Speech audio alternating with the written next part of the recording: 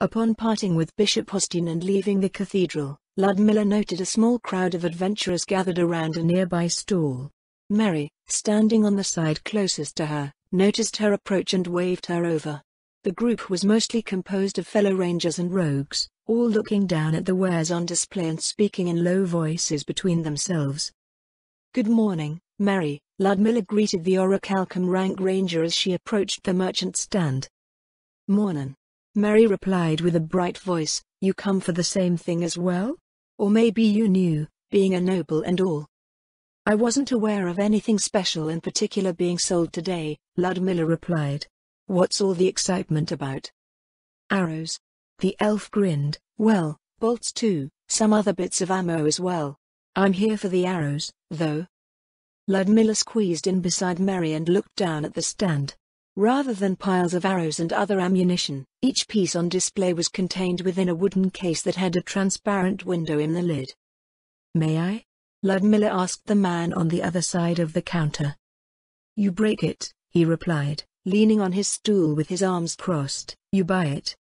Reaching down, she carefully opened the lid of one of the cases.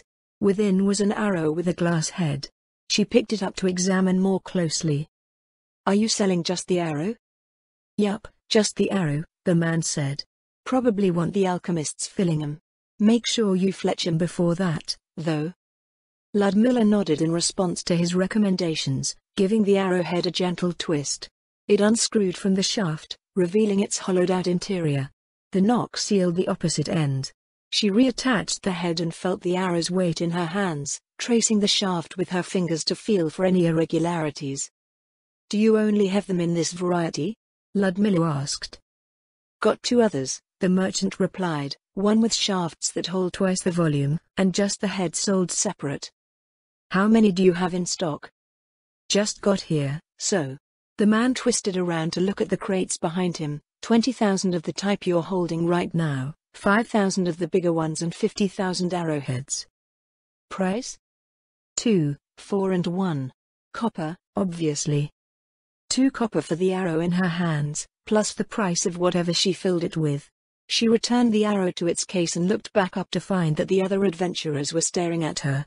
Ludmilla's hand went to her neck before she recalled that she had already put the magical collar away. "What?" She frowned. "We kinda want some too," Mary said. "Don't clean him out." Why in the world would she want so many? It wasn't as if she was trying to arm her entire domain with them. "Then buy some?" "Well, you know. I'm not going to eat you for buying something ahead of me." Ludmilla felt her brow furrow. "What do you take me for? A noble? Since when do nobles eat people for shopping?" Ludmilla rolled her eyes. "If he runs out, then more can be ordered in. Isn't that right?" "Yes, my lady." The merchant straightened from his slouch and lowered his head in reply. Ludmilla had the feeling that his response didn't exactly help her case. The adventurers resumed their browsing, however, so Ludmilla turned to Mary. "Do you know if the Adventurer Guild will be requisitioning these?" she asked. Mary scratched her nose. "Well, as fun of an idea as it might be, I don't think so. Not for exercises at least. These things can go hella fast in certain situations, and it's not like you can empty 'em out and fill them with something else for the next training session." "How often would you say you use them?" "Back when our regular work was in Katsa, not much. I'm an undead specialist, so my skills and martial arts can destroy them easily enough on their own. Even a Death Knight would be in trouble if they didn't have a way to get at me. If we got a job for a powerful troll clan or something, I'd be crying over how many of these things I end up using. Just shooting a dozen filled with alchemist's fire or acid costs enough to feed someone for a month. They're a godsend when you need 'em, though." Ludmilla nodded at her words. She had never personally used them before, but someone like Mary would be more than familiar with their benefits and downsides. An alchemist would probably have a good idea of all the compounds that these arrows could be filled with, but she couldn't visit one until a later time now that her schedule had been packed full of training. "Is there a method of storing these?" "Really carefully?" Mary smirked. "I have a magical quiver that can hold about 1,000 arrows. Actually, I guess you have something like that too. The contents of items like these aren't affected by any movement or jostling while we do our thing, so you don't have to worry about them when they're in there." People with regular quivers do, though. I've seen a few guys that didn't store them properly basically explode after landing the wrong way or taking a hit and shattering a bunch of these. You could even tell what they had on them by the color of the explosion. Several of the other adventurers nearby looked up with incredulous expressions, as if trying to figure out whether Mary was joking or not. "I'm not kidding," she told them.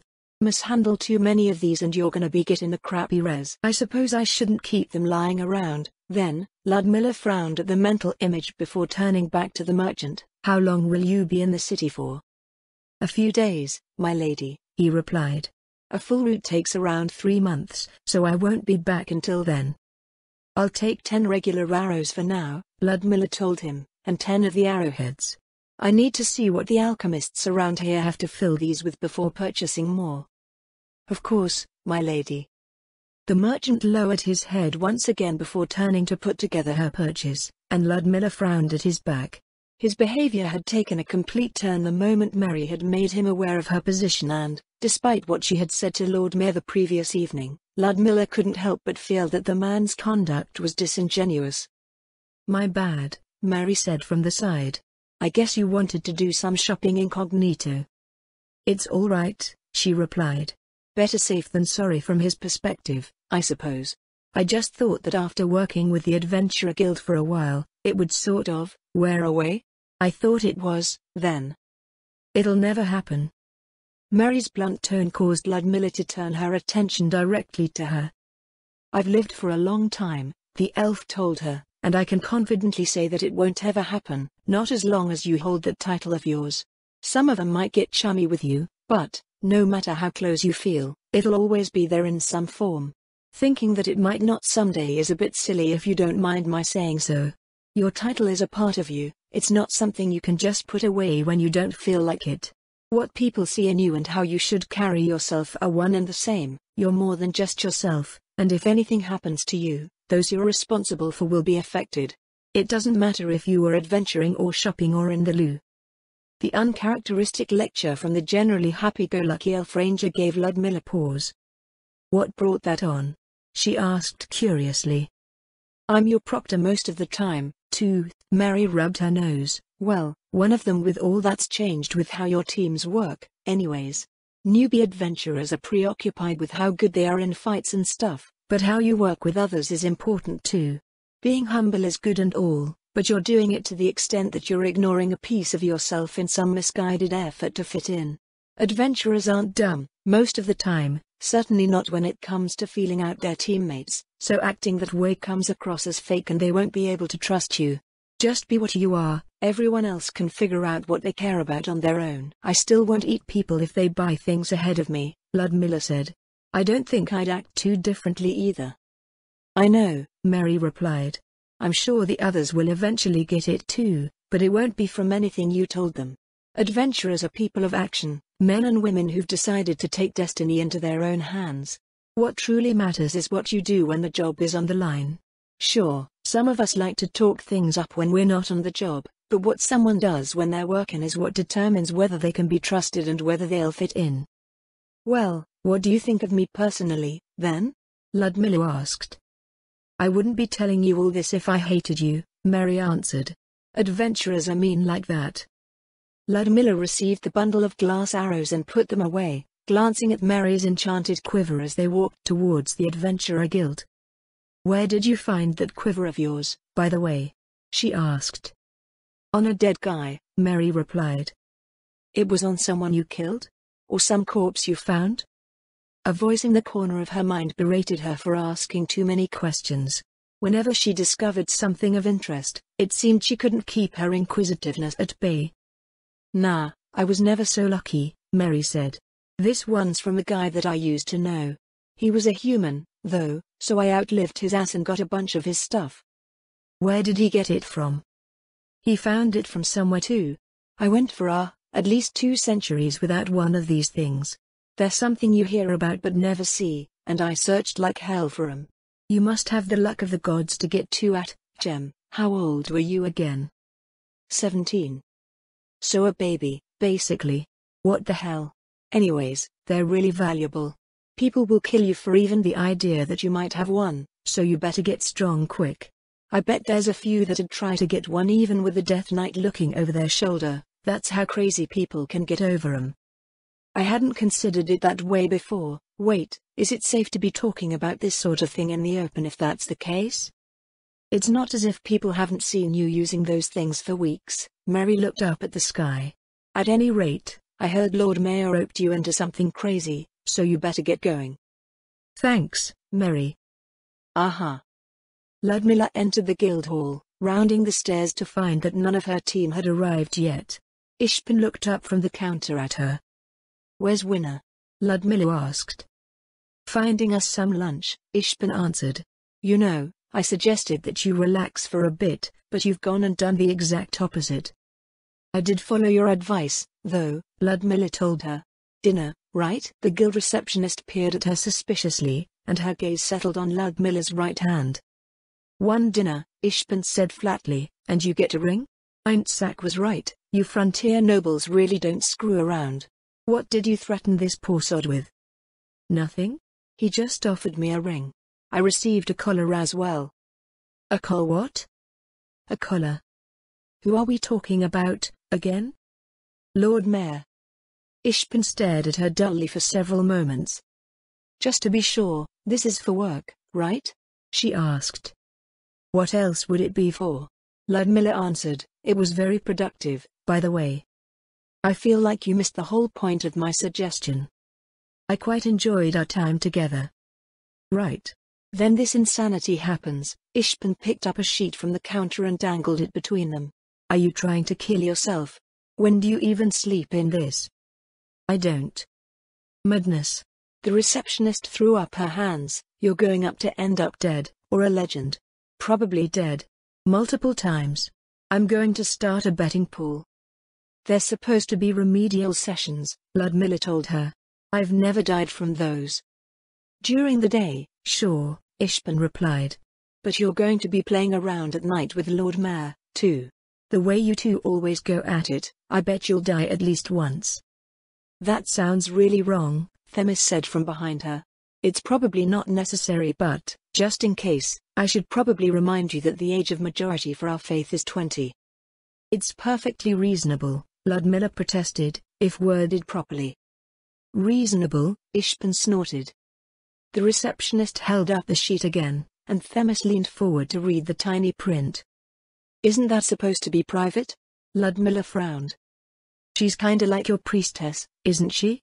Ishpin said, might as well let both of the Sursana sisters know. The Sursana sisters? Ludmilla and Themis said together. You're both adherents of Sursana, aren't you? The receptionist shrugged, one preaches death, the other keeps trying to embrace it. Or maybe Ludmilla's trying to figure out how to become undead herself. She seems to have the no-sleep part down already. I don't preach death, Themis huffed, there's a lot more to it than that. The sound of the door to the Adventurer Guild opening and closing, followed by the sound of several sets of boots, ended their discussion.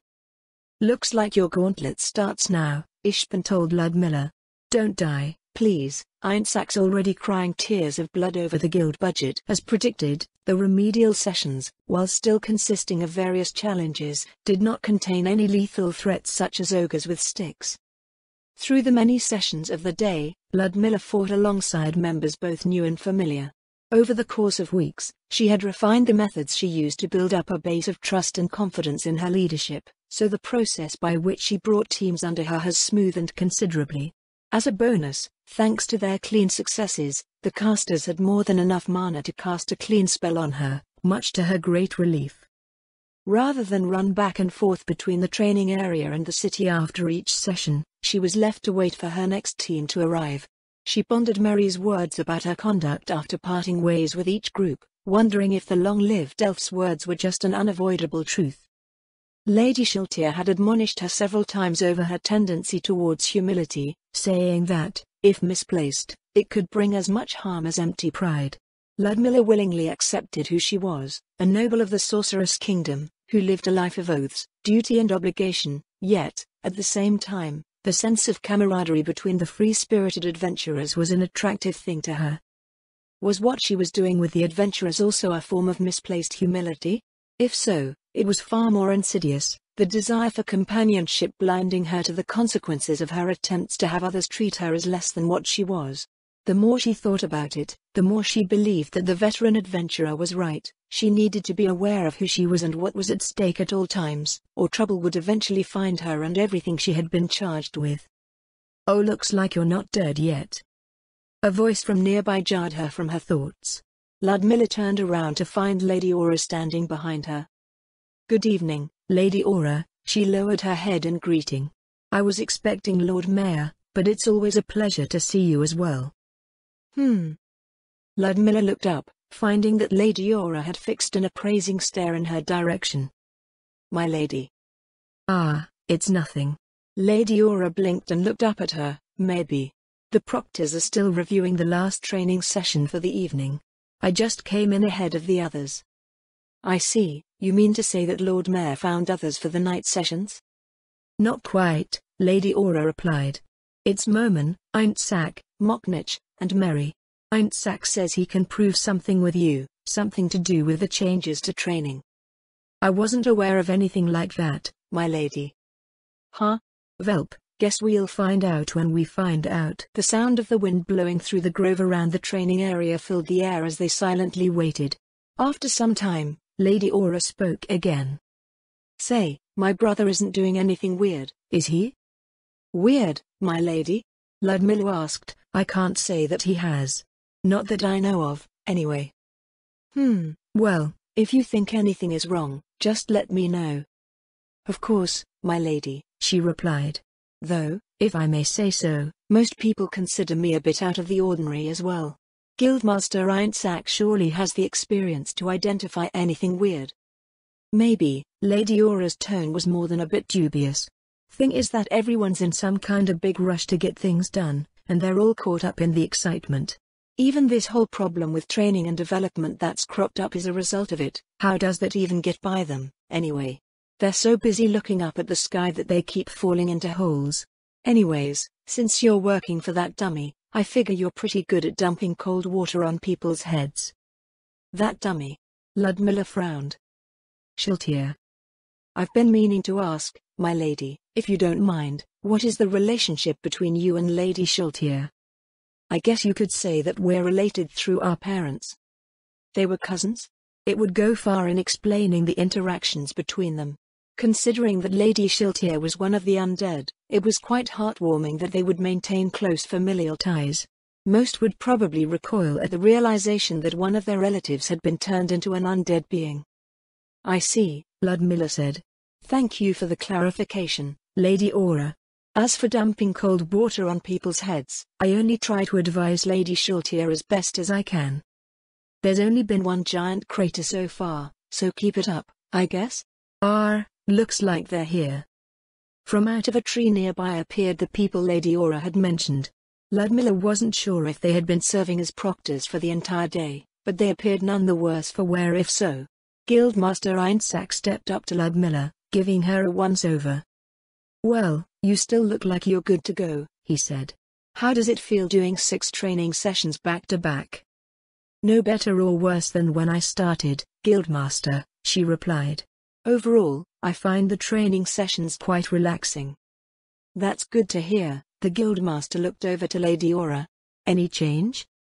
"If she's gained any levels," Lady Aura said, "I can't tell." "What about you, Mary?" "MMH, a bit stronger?"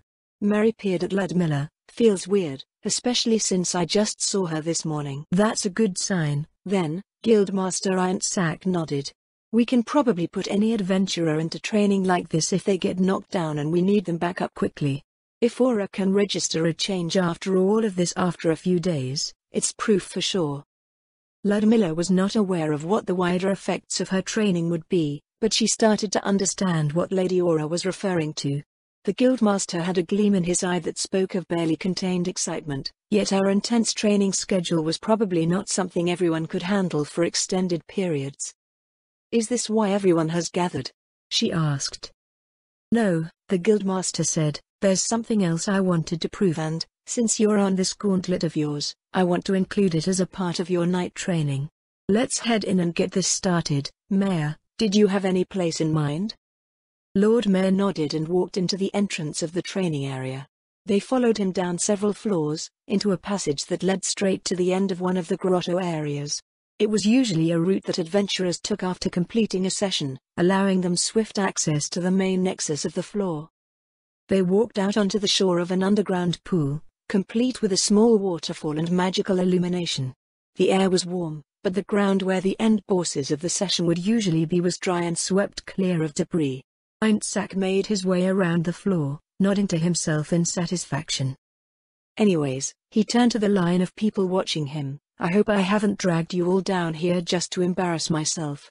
Everyone here knows we've run into a bit of a wall with our training regimen. The training area's so good at strengthening our members that they're outpacing the regular development of what should come with that strength. Mages can't keep up with the number of spells that they need to learn, people are behind on the abilities they'd have sharpened normally over time, and our warriors are in trouble when it comes to martial arts. Though it was mentioned in passing the day previous, she hadn't realized that there were such widespread issues appearing in the new Adventurer Guild. Her general approach of conserving caster mana and use of efficient tactics probably didn't help with identifying the problems, either. Martial arts usually take a long time to learn, the guildmaster continued, but it also usually takes a long time to rank up. In that time, a warrior becomes accustomed to combat, learning its ins and outs. In the old Adventurer Guild, by the time it took the vast majority of warriors to earn their silver plates, they'd have had a good 2 or more years of experience under their belts. In the new Adventurer Guild, we got fresh faces coming in and hitting gold within months, thanks to this training area. The guildmaster looked around as if waiting for someone to point out some flaw with his statement. The chamber remained silent, and he continued. Now, our members scrape together 1, maybe 2, martial arts by the time they hit gold. This, in itself, is a testimony to how much combat experience they're getting, but it's still no substitute for years of practice on the field. Fortunately for us, Zaradnik offered me a puzzle that I think gave me the answer to our problem.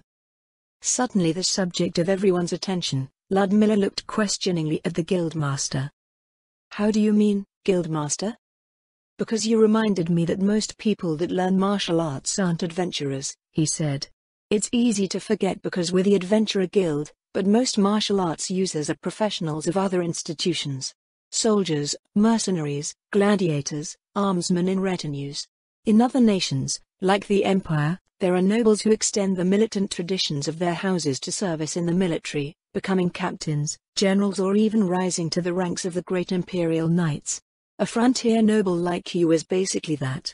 Grab your spear and come up here. Ludmilla did as she was asked, walking up to join the guildmaster while she retrieved a spear from her infinite haversack.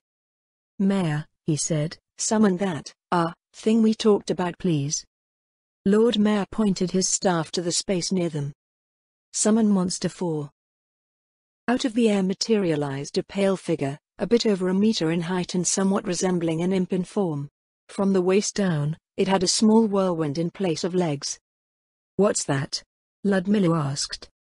It's an air mephit, Lord Mayor answered, a sort of elemental spirit. It has a little bit of damage reduction, enough that regular people can't hurt it with physical attacks. Mephits of different types will regenerate quickly as long as they're exposed to their basic element. This'll be your target while we do this, Guildmaster Einsak said. Go ahead and take a good poke at it.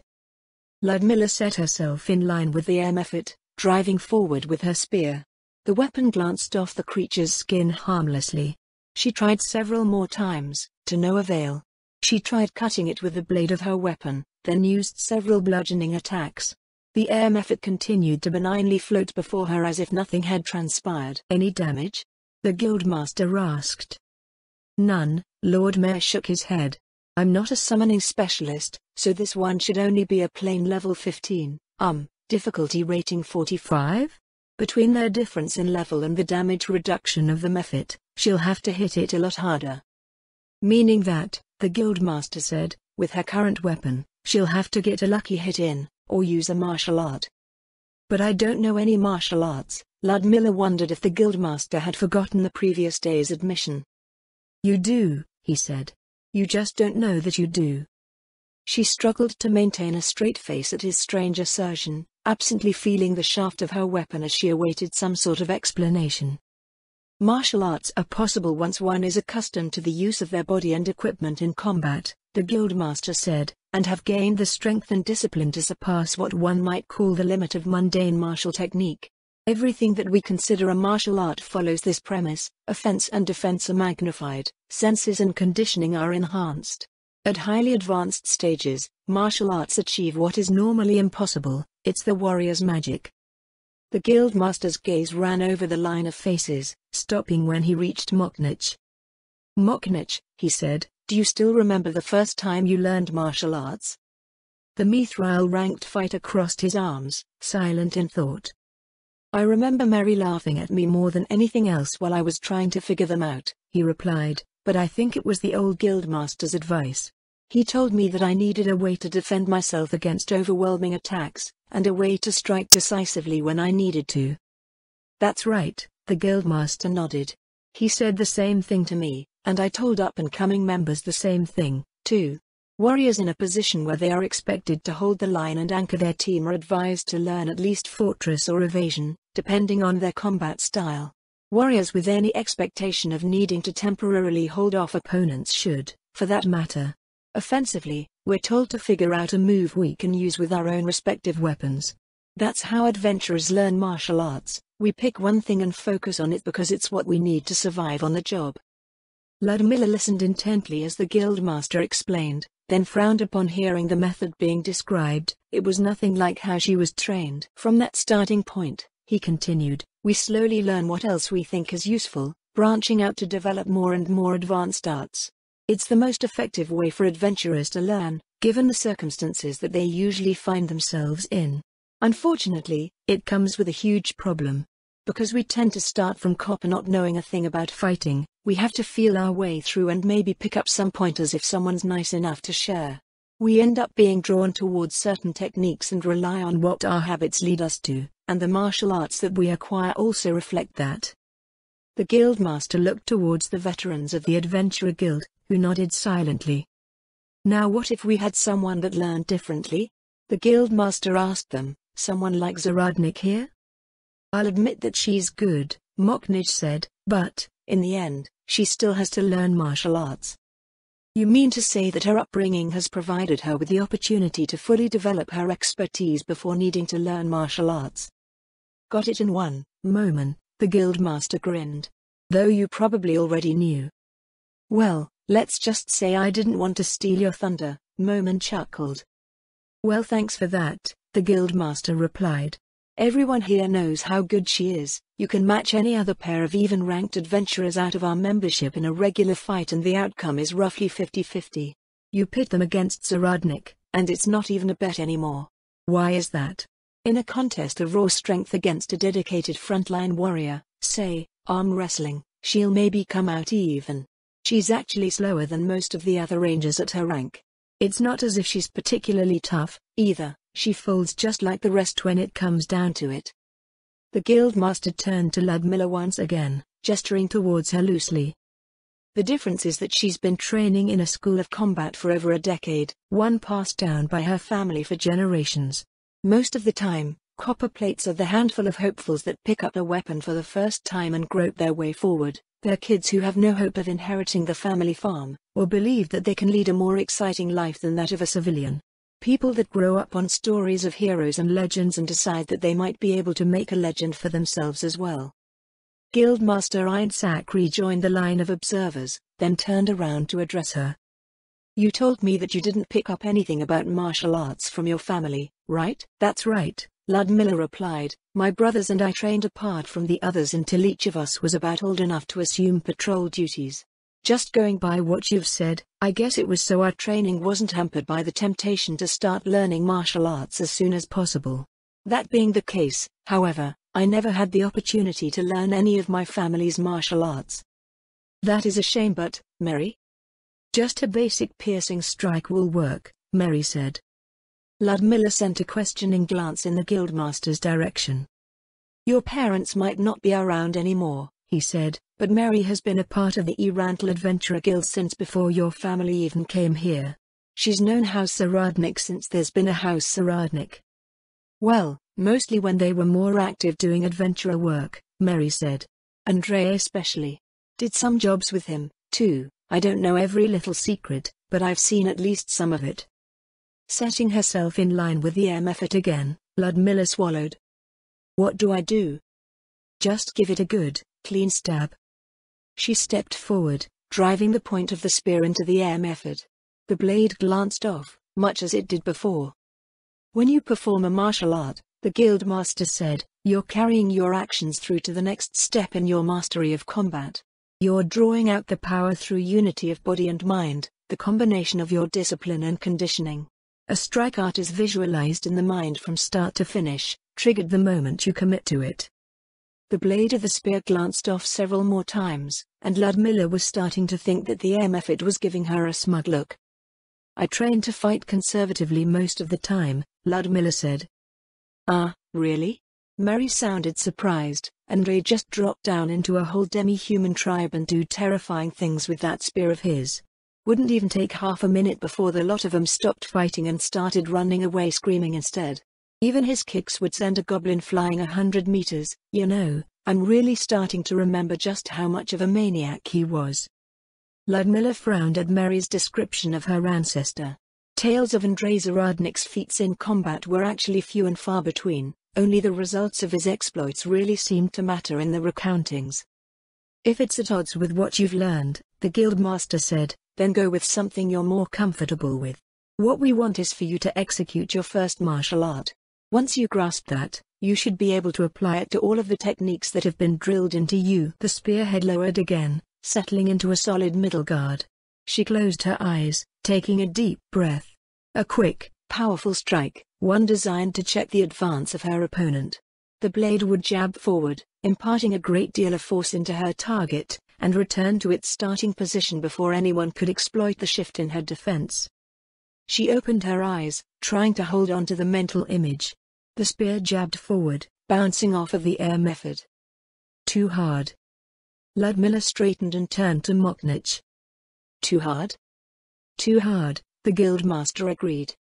You're thinking too hard, Mary explained.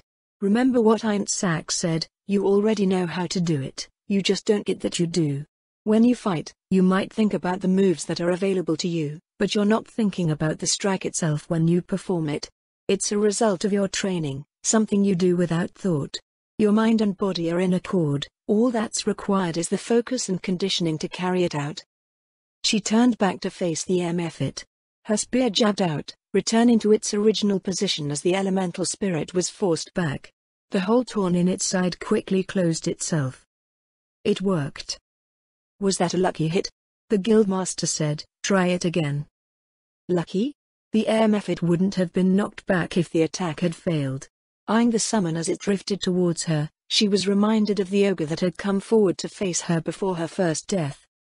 The spear flashed out, splitting into 3 images of itself that hammered into the approaching air method. It was driven backwards, slamming into the grotto wall and disintegrating into motes of light. Dash! Ludmilla went to one knee, dropping her weapon on the ground. She gingerly clutched at her right shoulder, suppressing a cry as the sensation emanating from her arm sent waves of agony through her. The voices of the others could barely be heard. What? Moknich shouted. That wasn't a basic strike art, Eintzak said. Middle cure wounds. The soothing sensation of healing magic washed over her, and the pain subsided. She raised her head to find Lord Mayor looking down worriedly at her. Hey, are you all right? Ludmilla nodded appreciation, retrieving her weapon from the ground before rising to her feet again. Thank you, my lord. She returned her attention to the others, finding the guildmaster and Moknich discussing the result animatedly between themselves. Lady Aura was looking at them from the side with a frown, while Moman and Mary were looking in Ludmilla's direction from behind crossed arms. Moman cleared his throat. That was dangerous. The voices quieted. How much damage was that, Mayor? Moman asked. It took about a quarter of her health, Lord Mayor answered. What happened, exactly? Ludmilla touched her right arm again. I think the martial art worked like it was supposed to, but... You sacrificed your body to perform a martial art that was beyond your capability to normally use, Momon told her. There's a certain war troll in the Sorceress Kingdom that's familiar with the concept. The difference is that he can overtax himself and regenerate, but you'll just end up with a broken arm. I see. Ludmilla mulled over the result. If the situation is ideal, it can still be used. With a healer or a potion on hand, a critical threat can be eliminated before it can harm the party. The teams that I've been leading always end sessions with plenty of mana by the end, so I believe it can be employed to great effect. No. She looked over at Mary. No? No. Almost no one can do that. Mary gave her a look divided between disbelief and anger. You said that you trained to fight conservatively, but you Zaradniks are all the same. You're all crazy, self-sacrificing idiots, and you're every bit the maniac that Andre was. What she means to say is that people normally can't do that, Guildmaster Einsak said in more measured tones. There's something that'll usually limit people from hurting themselves like that. They're just unable to outside of extraordinary circumstances. To put it nicely, your will surpasses the limits of your body. That doesn't sound so extraordinary to me, Ludmilla said. That you're saying that says something on its own, he replied. Your mind is unhinged from your body, your sense of self-preservation is overridden by your will. You can deny reality or ignore it with a straight face, and nearly everyone would call that madness. Lord Mayor squinted at her with a frown for several seconds, then looked back to Guildmaster Reinsack. Should we call over Miss Bestonia to cure her? It's not actual insanity, Guildmaster Reinsack said. As Mary said, her entire family's like that. They put too much before themselves, to the point that extraordinary acts of self-sacrifice are normal. It's in her blood, and it's probably not something that can be cured. To someone looking in casually without knowing them, it might be considered steadfast or noble, but the reality is that she'll most likely take various things to extremes that no one else can or will. So I'm not actually crazy? Ludmilla asked carefully. Well, no, Mary said. I guess you're more like some kinda weird mental berserker. Ludmilla sighed in relief. She had enough things to take care of as it was without also going crazy. It's getting late, so let's cover the rest of the assessment, the Guildmaster said. You performed that strike art without any additional martial arts. Actually, I guess you can't have tacked anything more onto that, probably. I'm not sure what that means, Guildmaster, Ludmilla said. To put it simply, he told her, martial arts are divided into 4 distinct categories: strikes, counters, boosts, and stances. Strike arts are just as you might imagine, attacks in melee combat or at range. Counter arts are reactive. They can be divided into purely defensive techniques that protect you or your party, or techniques that allow the user to transition from defense to offense. Boost arts are a warrior's way to enhance themselves or their equipment. Stances are pretty much as they sound, but they also include techniques such as sensory arts that allow people to pick up on specific things in range in an almost magical sort of way. The reason why I didn't think you had any additional martial arts active is because of our loose understanding of how they progress. The stronger one becomes as a warrior, the greater their capacity for martial arts. The greater the capacity for martial arts, the more of them you can use at once. Alternatively, you can start developing combination attacks or achieve otherwise physically impossible feats. The first martial art that you performed was not actually a basic strike art. The Guildmaster held up a pair of fingers. It did 2 things, deliver magnified damage and knock back your opponent. If it was a basic strike, it would only do one thing or the other. This is a case where your decade of training has ingrained a combination attack preemptively, to be transformed into a martial art at the appropriate time. Since you didn't appear to suffer any drastic consequences from using it, it's an indication that you're at bare minimum around the upper edge of silver rank in raw capability, the earliest point where you start seeing that sort of thing. The one that you got hurt by was far higher than that. What was it that you did?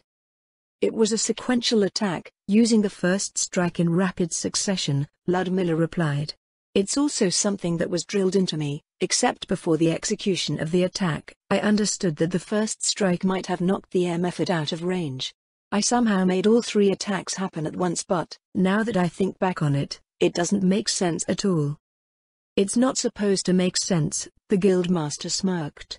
That's one of the biggest barriers in learning martial arts. Shodan can drift further and further apart.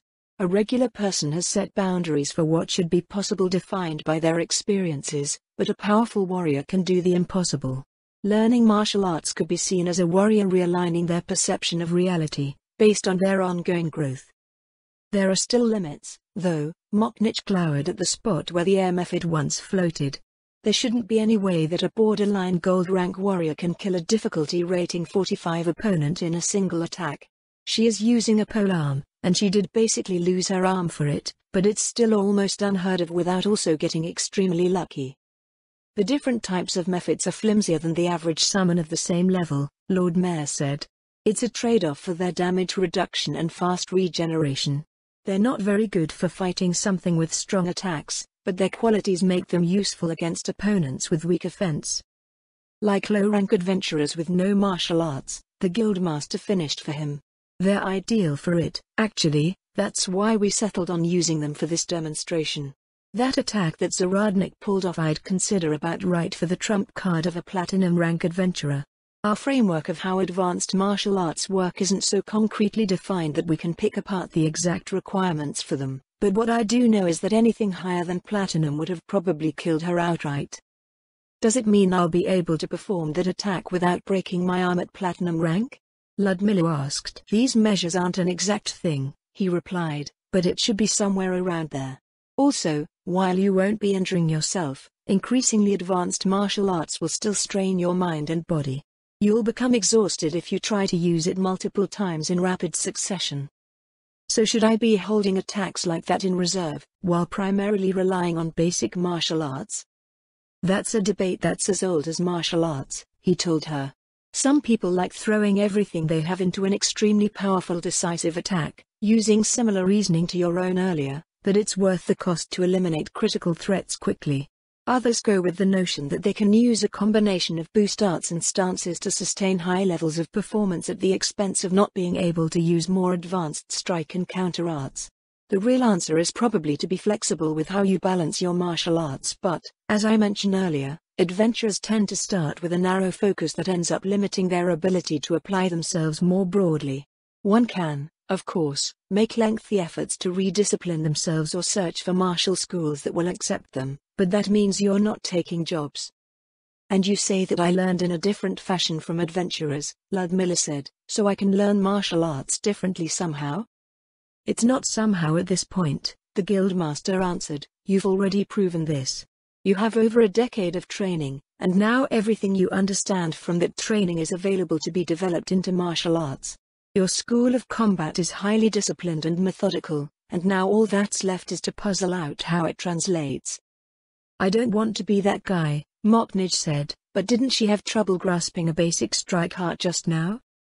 Now that she understands the gist of it, Guildmaster Ironsack replied, it shouldn't be too hard.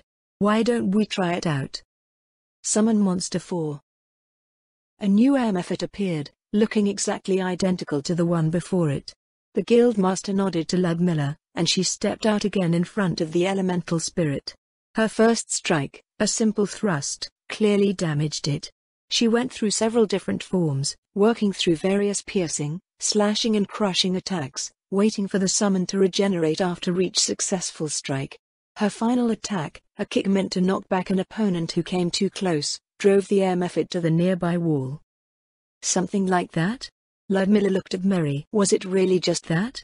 The elf ranger frowned. What a scam, he did it all the damn time. Well, I guess it's still hella intimidating with the force of an adamantite ranger behind it. What did I tell ya? The guildmaster all but crowed. My hunch was dead on. The results are impressive, Moman said, but is it really necessary to train adventurers for a decade to achieve the same result? Various logistical issues stem from that, as you should understand. You're right about that, Moman, the guildmaster said. It'd be nice to have members coming in with that sort of background, but it's far from a requirement. When we're out exploring, the vast majority of what we face won't merit the degree of mastery. As we've all seen, even basic martial arts can easily turn the tables on a well-trained warrior without them, so our first priority, as it always has been for adventurers, will be surviving and getting the job done. The main point here is that the Adventurer Guild is in need of an institution that supplements our work in the training area because our members' raw growth vastly outpaces their development. Does that mean that everything has to change? Lord Mayor asked. Do we have to just drop everything and wait for this new branch of the Adventurer Guild? It'll be a work in progress, the Guildmaster answered. We can continue moving forward with what we have. So, this is what we came for, then? Moknich said. I'll be sure to keep what we learned here in mind for the martial arts training we've planned so far, but it requires that we consider our instruction methods. The harder we push towards our members learning essential martial arts, the more we ingrain certain habits into their combat styles. Hell, now that we're thinking about things along these lines, none of us is really qualified. Not the same way as an instructor at a martial school is. We're all basically self-taught. They need those martial arts to function at the bare minimum of our expedition standards, the Guildmaster replied, so it's just something we'll have to deal with. At this stage, it's impossible to have everything that we want right away, so we'll just have to work out those sorts of issues after the fact.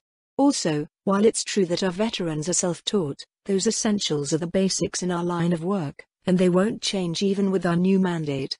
What we need to do is take those basics and turn them into the foundation of our own school of combat. The rest, weapon mastery, fighting styles, group tactics and all the theory and discipline that goes behind them, we have the time to explore and formalize, and our members will benefit in the long run. He let out a sigh, shaking his head with a rueful look. Now that we're trying to make one, I'm realizing why martial schools always seem to consider the age of their traditions as a point of pride. We've got a lot of catching up to do. I'll see what His Majesty has to say about the conclusions made here, Moman said. It sounds like we have a long while before we have anything comprehensive to put forward, but I believe you're correct about it being something that the Adventurer Guild should be establishing to support its members. Those assembled started to head back up out of the training area, save for Lord Mayor and the Guildmaster. Is there anything else? Ludmilla asked. There is, as a matter of fact, the Guildmaster told her.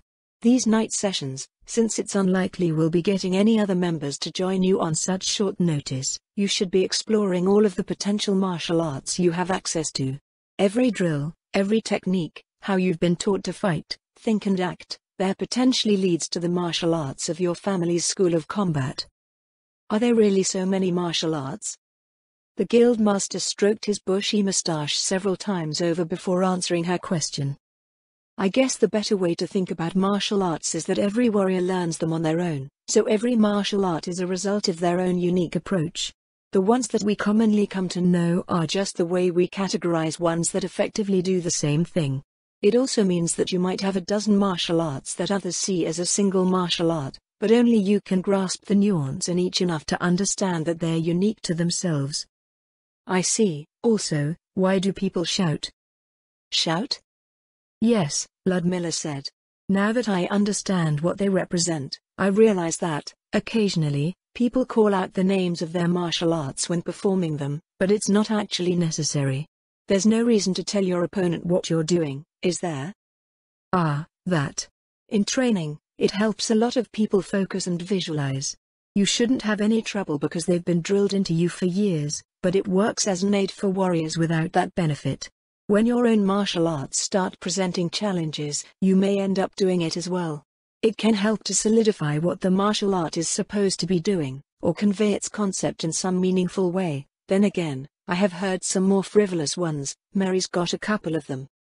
That means there must be a reason outside of training, yes? First one's the same as before, the Guildmaster told her. Sometimes you still don't have it quite down yet, or it's just so hard that you need the extra oomph to bring it out. Basic martial arts aren't usually called out after a certain point. The more common reason is that you're communicating with the people around you.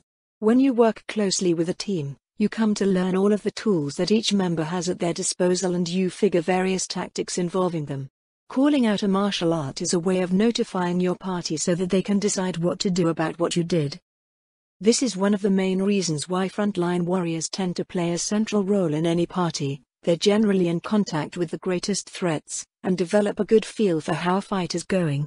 The warrior calls out fortress, the party knows that the opponent has committed to an attack that merits the martial art and acts according to what they themselves have at their disposal. The healer knows that the warrior is probably okay. Those in a position to deal damage know that they have an opening to exploit, or are free to dispatch other threats. The same goes with any action that potentially changes the flow of combat. Communicating with your party is paramount when adventuring. Most of the things that you fight don't even care that you just yelled something, and those that do haven't prepared in advance like your team has. By the time they react, it's usually too late. Ludmilla nodded silently several times throughout his explanation. It turned out that it wasn't as silly as she initially thought. "Thank you for the explanation, Guildmaster," she said. "Is there anything further I might need to know?" "Nothing comes to mind for now," he said.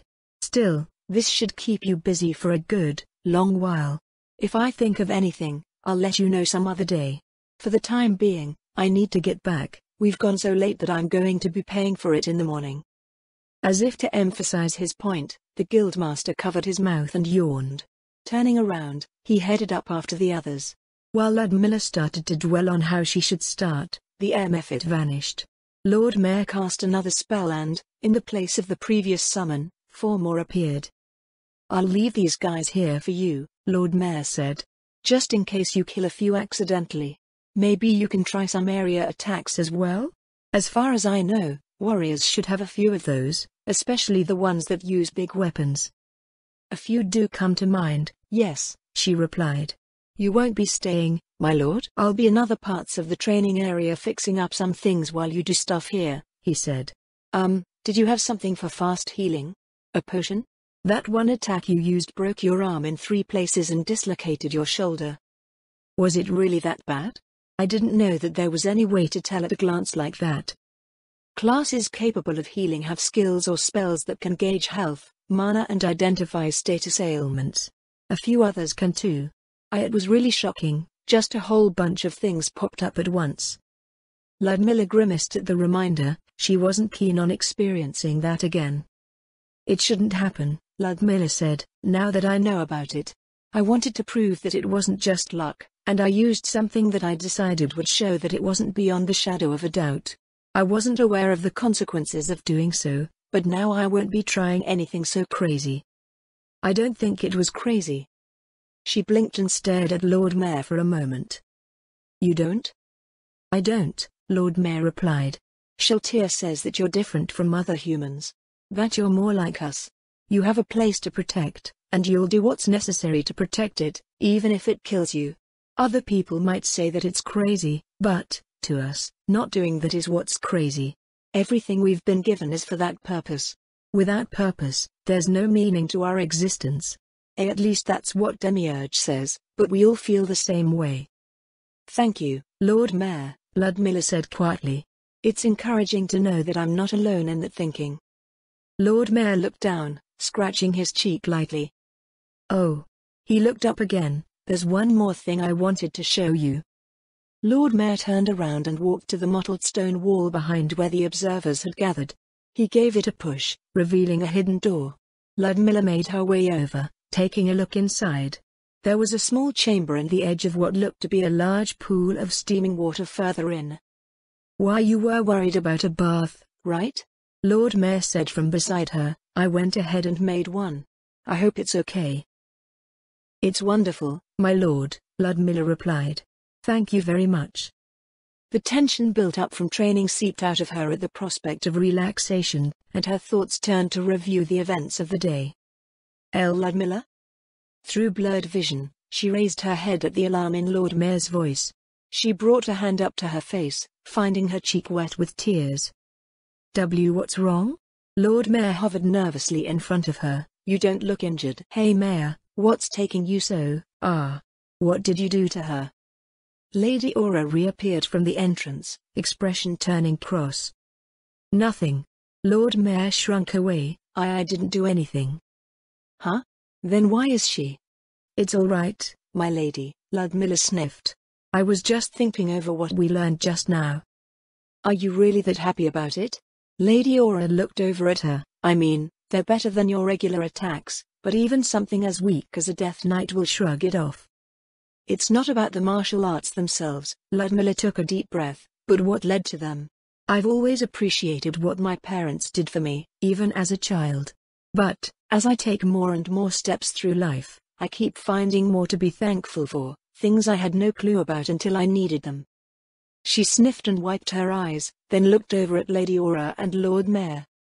The Guildmaster is right, every drill, every technique, how I've been taught to fight, think and act, it's all in there, packed into my upbringing, generations of knowledge subtly passed on to me.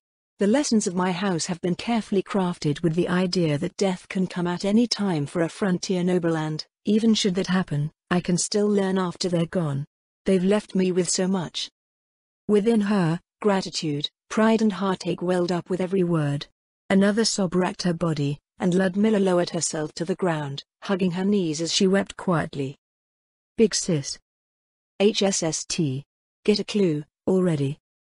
The trickling of the waterfall on the far shore of the grotto was the only sound in the air until Ludmilla stood back up again. Lady Aura walked around for a bit before leaning in to take a look inside the bath. This is a secret room? She asked. What kind of traps did you put in there? A mimic? Don't tell me you hid a roper in the back. A roper? Ludmilla wiped her eyes again and looked into the bath. She had no idea what Lady Aura was referring to. There isn't anything. Lord Mayor cried in protest. Geez, big sis, it's just a place where she can take a bath after training. She doesn't have the time to go back and forth with this new schedule. Really? Oh really? What if someone else finds it? Lady Aura said, everyone is going to start expecting a hot bath at the end of their training. Ooh, maybe I should put a roper in there, after all. I didn't say that you should. Lady Aura shuddered. Can you imagine hiding him in the bath? Eh? But he's a really nice person. What was a roper? Lady Aura considered it a trap, but what sort of trap could you hide in a bath? Something like a mimic could potentially be the bath, but her imagination failed her with what a roper was. Just make sure no one can find it, okay?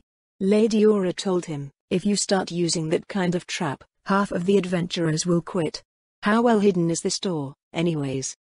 Lady Aura reached out to close the stone portal, and it merged seamlessly with the grotto wall.